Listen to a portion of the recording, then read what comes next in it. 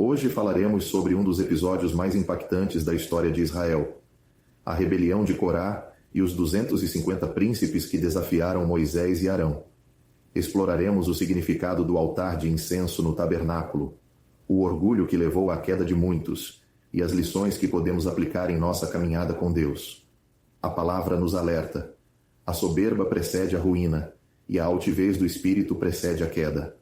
Provérbios 16, verso 18. Vamos entender juntos por que esse episódio foi tão marcante e o que ele revela sobre a importância da humildade no serviço ao Senhor. O altar de incenso ficava diante do véu que separava o lugar santo do lugar santíssimo.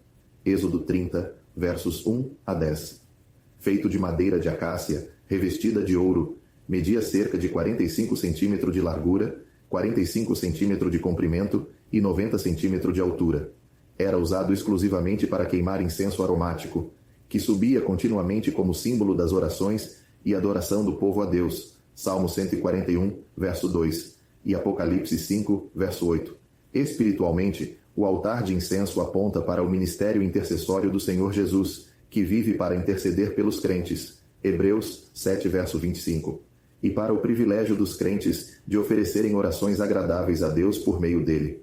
No livro de Números 16, vemos que homens de renome, príncipes entre o povo, se levantaram contra Moisés e Arão, alegando que toda a congregação era santa e que eles estavam se exaltando sobre os demais.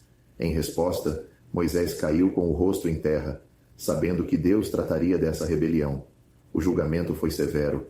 A terra abriu sua boca e engoliu Corá e seus seguidores vivos, enquanto o fogo consumiu aqueles que seguravam os incensários em desafio ao Senhor. Mas por que o incenso foi o ponto central dessa disputa? O tabernáculo possuía vários utensílios sagrados, mas nunca lemos sobre alguém reivindicando o direito de lavar-se na pia de bronze ou de comer o pão da proposição. No entanto, quando se tratava do altar de incenso, os homens insistiam em se apropriar de algo que não lhes pertencia.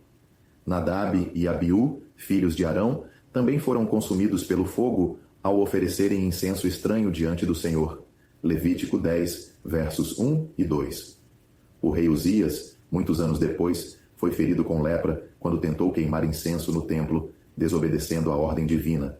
2 Crônicas 26, versos 16 a 21.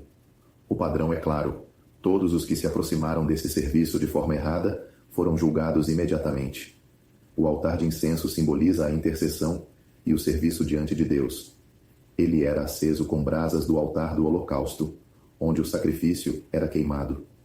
Assim como o Senhor Jesus, nosso sumo sacerdote, intercede por nós continuamente diante de Deus, Hebreus 7, verso 25, o sacerdote ministrava diariamente no altar de incenso, aproximando-se o máximo possível da presença divina, sem ultrapassar os limites estabelecidos.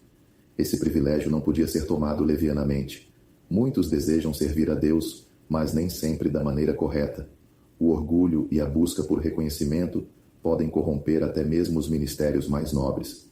Paulo advertiu: aquele, pois, que pensa estar em pé, veja que não caia. 1 Coríntios 10, verso 12. O desejo de estar em evidência pode levar à ruína, como ocorreu com Corá e os príncipes de Israel.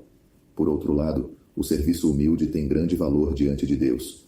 Paulo, que possuía um ministério grandioso, afirmou: esmurro o meu corpo e o reduzo à escravidão, para que, tendo pregado a outros, eu mesmo não venha a ser reprovado.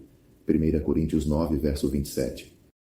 Ele sabia que o orgulho poderia ser sua destruição, então buscava viver em submissão ao Senhor.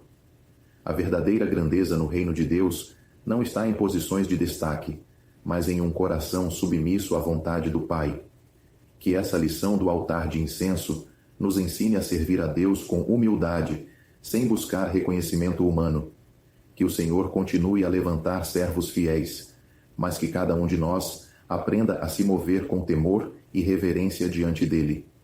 O maior privilégio não está em ser visto pelos homens, mas em ser aprovado por Deus. Que o Senhor nos ajude a sempre nos lembrar do valor do serviço humilde e fiel,